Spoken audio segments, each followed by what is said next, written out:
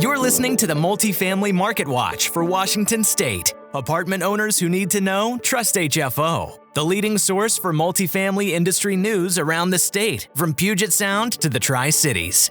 Welcome back to Washington Multifamily Market Watch. I'm your host, Aaron Kirk Douglas. The top news this week: the Washington legislative session started January 8th and already has a flurry of bills on housing.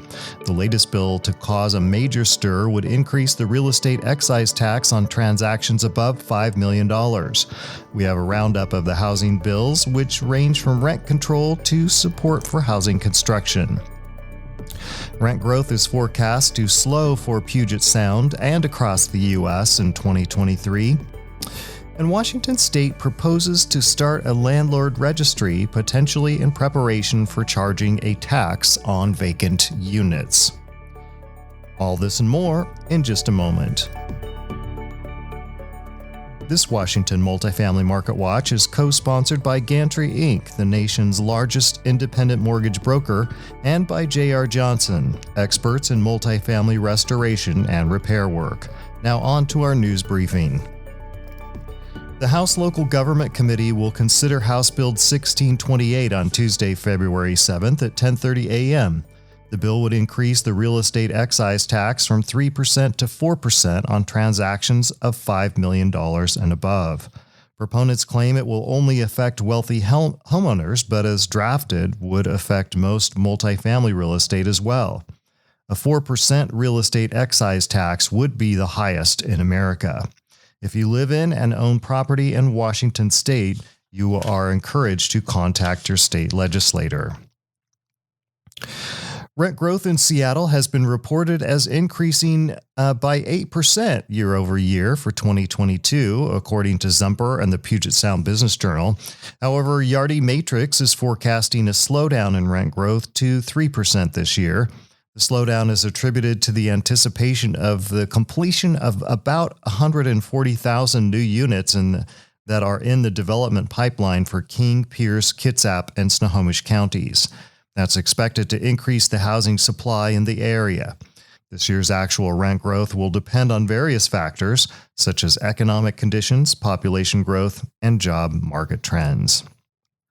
The Washington State Legislature has introduced multiple bills that aim to address housing concerns. The outcome of these bills and their potential impact on housing in Washington will depend on factors such as economic conditions and market trends.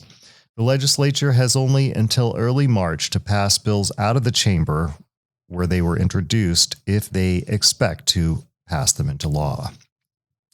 Against the backdrop of the current shortage of about 150,000 housing units and a projected need for 1 million total units in the next 20 years, a bipartisan group of lawmakers in Washington have announced their support for 13 bills aimed at increasing the state's housing stock. Governor Inslee's proposed budget includes plans to borrow $4 billion to fund a push for housing construction. The proposals from the bipartisan group of lawmakers include speeding up permitting by setting deadlines for permit review and requiring local governments to refund permit fees if they don't meet those deadlines, making it easier to develop mother-in-law units, allowing lots of more than 1,500 square feet to be split for new housing, and exempting first-time home buyers from the real estate excise tax on townhomes and condos. These proposals aim to address the housing shortage in the state and make housing more affordable and accessible for residents. Washington House Bill 1517 and Senate Bill 5466 are aiming to increase housing density near rapid transit in Washington. The bills are intended to address the current zoning restrictions in residential use or zoning only for single-family homes. Senator Marco Elias has stated that his constituents are more supportive of housing near transit than rezoning for missing middle housing, indicating the ongoing debate about balancing the need for affordable housing and preserving existing neighborhoods. The goal of the legislation is to make it easier for people to live near public transit and reduce the reliance on cars, which can help address the state housing shortage and promote sustainability. The House bill was introduced by Representative Julia Reed. One of the bills being introduced in the House would require a 6-month notice for rent increases of more than 5% and would give tenants the right to break their leases to avoid those rent hikes. Currently, a 60-day notice is required for rent increases, and the proposed bill would increase this to 6 months. The bill would also cap late fees at $75. The proposed legislation reflects a desire among some lawmakers to address concerns about housing affordability and stability, but it faces opposition from those who believe it will not solve the root causes of the housing crisis and could have unintended consequences for the housing market. House Bill 5060 would require landlords to register their rental properties and publish the rents for each unit.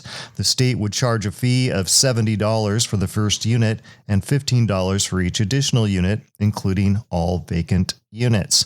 Landlords who fail to register would not be allowed to evict tenants for reasons other than nuisance, illegal activity, or substantial interference with use of the property. The state plans to use the fees collected to fund rental housing inspection programs and to provide attorneys to tenants facing eviction. Some landlords are concerned this bill would be a precursor to a tax on vacant properties. The bill would not apply in Seattle or other cities that already require a business license for rental properties, but those cities would need to report their data to the state and may also be required to begin collecting rent data. Meanwhile, in Tacoma, a new report by The Urbanist says this year is expected to be a significant one for the city's housing policy. The city has multiple projects underway aimed at making its communities more vibrant, accessible, and healthy. As the Puget Sound region's population is expected to grow by over 5 million people in the next 13 years, Tacoma's portion of that growth is forecast at 125,000, which is an increase of over 50% from 2021. There are both supporters and opponents of Tacoma's evolving housing policy, including the Don't Seattle My Tacoma group and the Pro-Housing Home in Tacoma for All coalition. These groups have different views on the direction of the city's housing policy and reflecting the ongoing debate about affordable housing. The recent discussions about rent control in Washington and changes to Oregon's rent control laws are happening in the context of the federal government's involvement in the issue. According to a report from the Wall Street Journal editorial board, there are around 50 Democrats pushing President Biden to impose some form of national rent control structure, or what they're calling price gouging protections.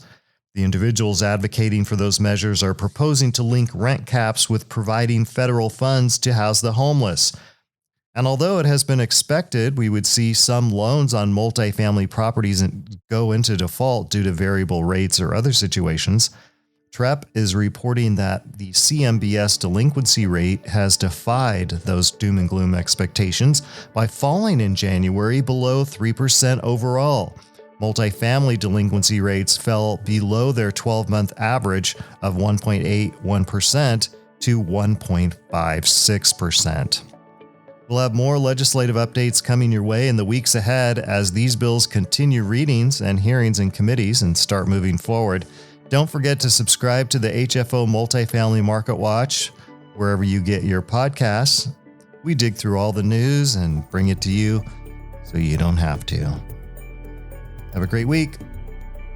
Our entire office specializes in multifamily real estate, making HFO the largest multifamily brokerage in the Pacific Northwest. Your success is our passion. Build your legacy with HFO. Call 503-241-5541 or visit our website at hfore.com for more information. HFO is an affiliate of the Global Real Estate Advisor Network.